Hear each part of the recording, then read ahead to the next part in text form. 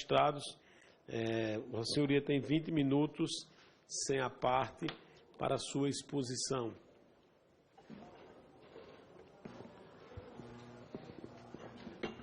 Excelentíssimo senhor deputado Rômulo Gouveia,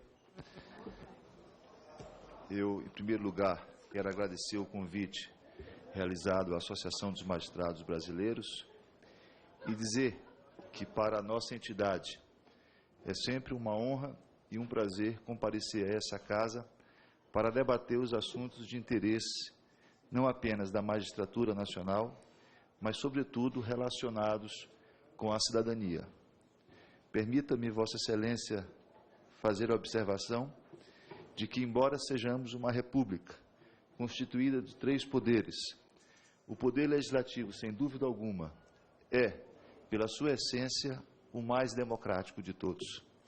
Não apenas pelo fato de que todos os seus representantes são eleitos pelo voto popular, mas, sobretudo, porque aqui, nesta casa, se reúnem parlamentares com as mais diferentes ideias e com as mais diferentes ideologias. E é essa reunião de ideias e ideologias que torna este parlamento tão belo e que, não obstante eventuais críticas, ao fim e ao cabo, sempre temos a convicção de que a decisão que sai dessa casa é sempre a melhor para o país, se não a curto, mas a médio e longo prazo. Daí a necessidade de termos o cuidado específico com este projeto. Pela primeira vez na história desse país, se pensa na documentação do cidadão de uma maneira em que se desburocratiza e unifica a identificação deste cidadão. Tanto quanto Vossa Excelência, que é do Estado da Paraíba, eu originariamente sou do Estado do Maranhão e judiquei no interior do Maranhão. Então, e a realidade do interior do Maranhão é muito assemelhada à realidade do Estado de Vossa Excelência.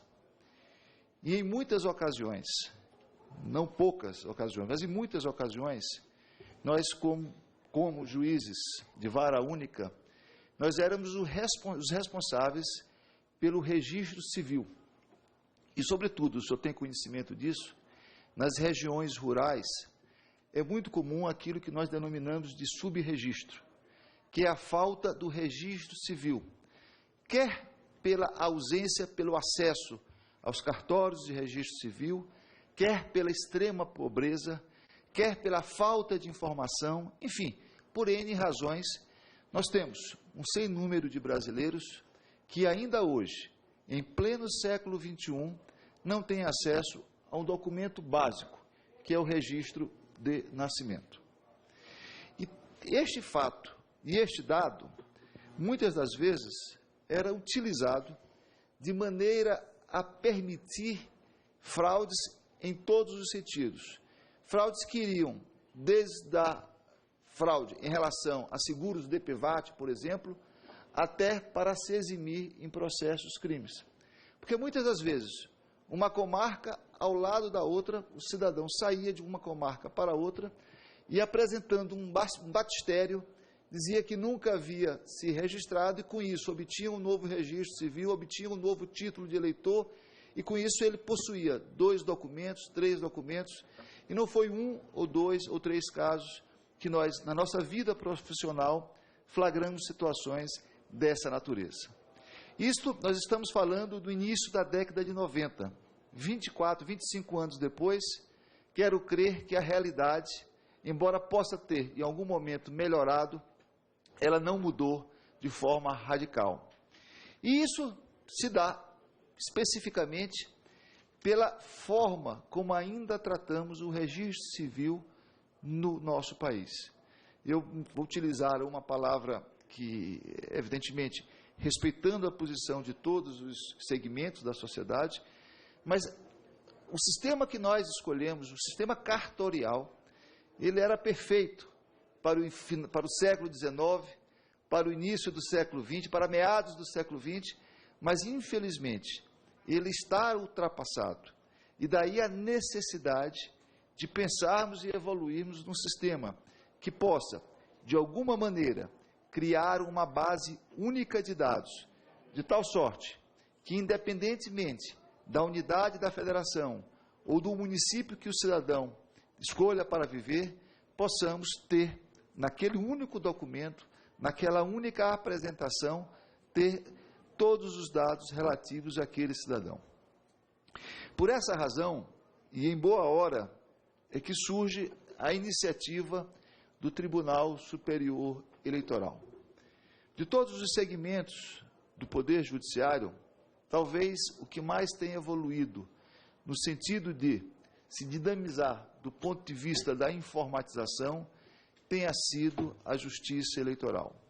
Hoje, nós passamos por diversas fases no âmbito da Justiça Eleitoral. Recordo-me quando assumi a magistratura, no ano de 1991, a nossa grande preocupação era evitar a fraude eleitoral no recolhimento do voto. Então, aí a necessidade de evitar o voto de carreira, a necessidade de treinamento dos mesários, a necessidade de que nós tivéssemos todo um sistema que pudesse impedir que alguém, de alguma maneira, utilizasse o que a gente chamava até na época do voto carretilha. Com a urna eletrônica, com essa tecnologia, nós superamos essa fase. E aí passou-se a ter uma outra preocupação, que é a preocupação da identificação propriamente do eleitor. De maneira que de 1996 até 2016, em quase 20 anos, da instalação do processo eletrônico de votação, 1994 até 2015, quase 20 anos de processo eletrônico, essa dificuldade na colheita do voto, ela simplesmente ela acabou. E a Justiça Eleitoral passou a ter uma preocupação específica com a identificação do eleitor. De maneira que hoje, com o sistema biométrico, que alcança, segundo informações do Tribunal Superior Eleitoral, em torno de 30 milhões de eleitores, nós temos todos os dados do cidadão cadastrado eletronicamente, sobretudo no sistema biométrico. Isso possibilita com que a identificação do eleitor seja praticamente, de maneira quase que infalível, não diria infalível, mas praticamente infalível, sobretudo pela necessidade da digital. E aí surge a grande questão, esse investimento que foi feito no âmbito da Justiça Eleitoral, esse investimento e esse esforço, quer material, quer financeiro, quer de recursos humanos, eles seriam um esforço que seria, de alguma maneira, utilizado de uma forma que poderia ser potencializado se esse esforço fosse levado, se esses equipamentos, se essa estrutura tecnológica que já existe e que é utilizada para a colheita, para o sistema eleitoral, e utilizado tão somente de 2 em 2 anos, se pudesse ser estendido, por que não, a todo o registro, a todo o cidadão de uma maneira geral. Hoje, dos 200 milhões de habitantes, 170 milhões, em torno de 75% da população brasileira, já está no cadastro do registro eleitoral. De maneira que a possibilidade de estender a toda a população, ela é factível. E a partir daí, a partir dessa extensão, nós teríamos condições, de uma maneira efetiva, não apenas de ter um controle maior no sistema de votação, mas estender todo esse recurso, estender todo esse esforço em equipamento, em desenvolvimento de tecnologia a todo o país. Não é possível que, num país onde hoje, onde as redes sociais, onde a tecnologia faz parte da nossa vida, que nós não possamos garantir cidadania, sim, porque documento é sobretudo cidadania, garantir cidadania a todos através de um registro único. De maneira que esse esforço do Tribunal Superior Eleitoral, acolhido pelo Poder Executivo através do Ministério da Justiça, e encaminhado ao Congresso Nacional, que terá a tarefa de fazer os aperfeiçoamentos, as adaptações necessárias, ouvindo todos os segmentos, de que esse esforço possa, de alguma maneira, ser elevado a todo cidadão. E o dado positivo desse aspecto, desse projeto, é de que ele poderá, a médio e longo prazo, trazer, primeiro, garantia de cidadania. Todos os programas do governo, por exemplo, todos os programas sociais poderão ser vinculados a esse documento do Registro Nacional Único. Todo o processo eleitoral poderá, na segunda etapa, ser substituído por esse documento único. Enfim, nós temos a possibilidade de, como ocorre já em alguns países, de termos um único documento que possa garantir acesso não apenas aos serviços sociais, garantir direito e, sobretudo, dar segurança também à prestação do serviço, não apenas no âmbito jurisdicional, como qualquer natureza, inclusive serviços de natureza privada. Nós sabemos que um projeto dessa natureza, ele possui, e é natural numa sociedade pluripartidária, numa sociedade em que há muitos interesses, evidentemente que nós temos aqui alguns setores, alguns segmentos que se posicionam de forma contrária. E um dos segmentos, e Vossa Excelência deve ter recebido correspondência nesse sentido, foi do Colégio de Presidentes dos Tribunais de Justiça dos Estados. Bem, sem dúvida nenhuma, e aqui como representante da magistratura, sobretudo da magistratura estadual, nós queremos deixar muito claro de que nós não concordamos com essa posição. A Associação dos Magistrados Brasileiros definitivamente não concorda com essa posição do Colégio de Presidentes.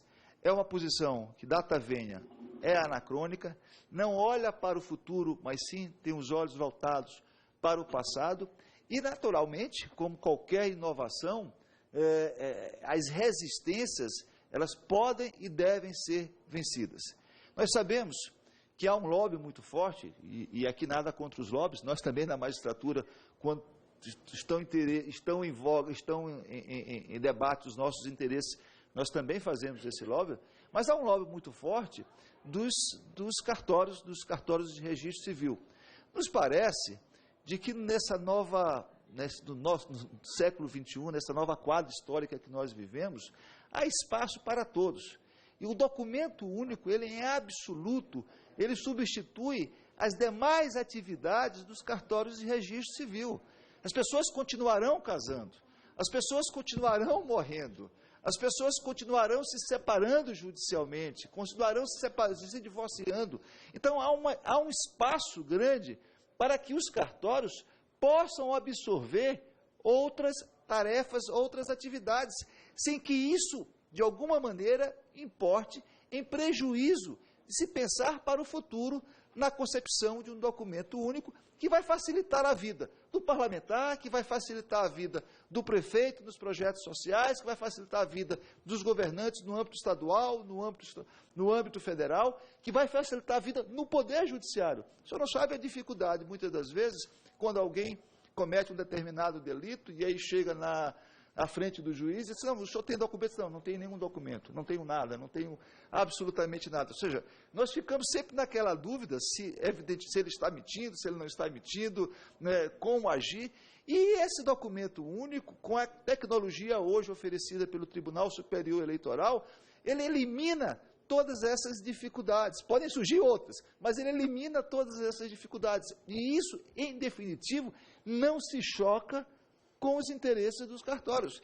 Na verdade, muito pelo contrário, isso pode, inclusive, incrementar e permitir que os próprios cartórios, em determinado momento, também em outros segmentos, em outros serviços, possam incrementar os seus serviços. Então, é muito importante, e o parlamento ele tem esse dom, que é o dom de encontrar consensos, de buscar pontos comuns, de interesses divergentes. É muito importante que a partir desta comissão e posteriormente em plenário, se encontre um consenso de tal sorte a permitir que se faça um processo de evolução e que se garanta, eventualmente, a todos os cidadãos a possibilidade de ter, de uma maneira mais simplificada, a cidadania.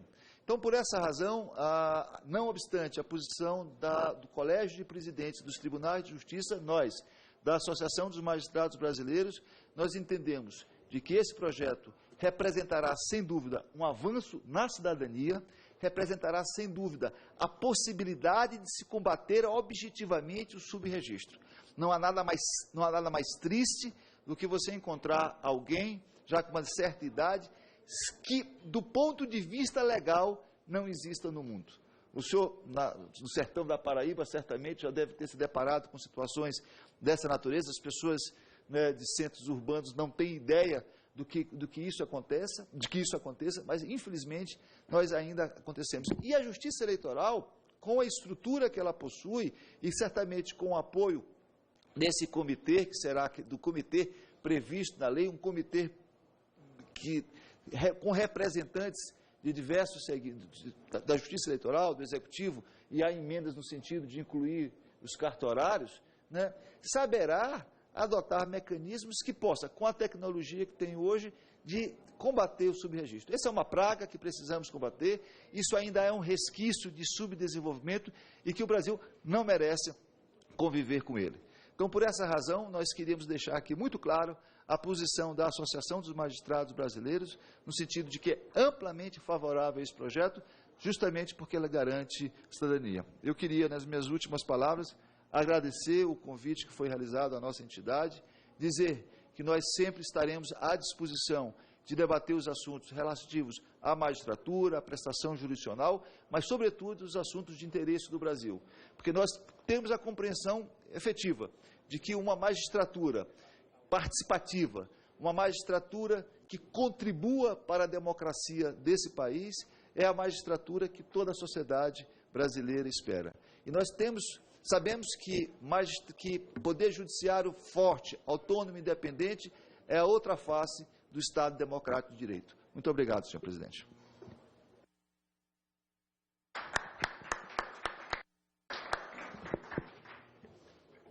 Só colocar o nosso palestrante que recebemos realmente o ofício, mas todo esse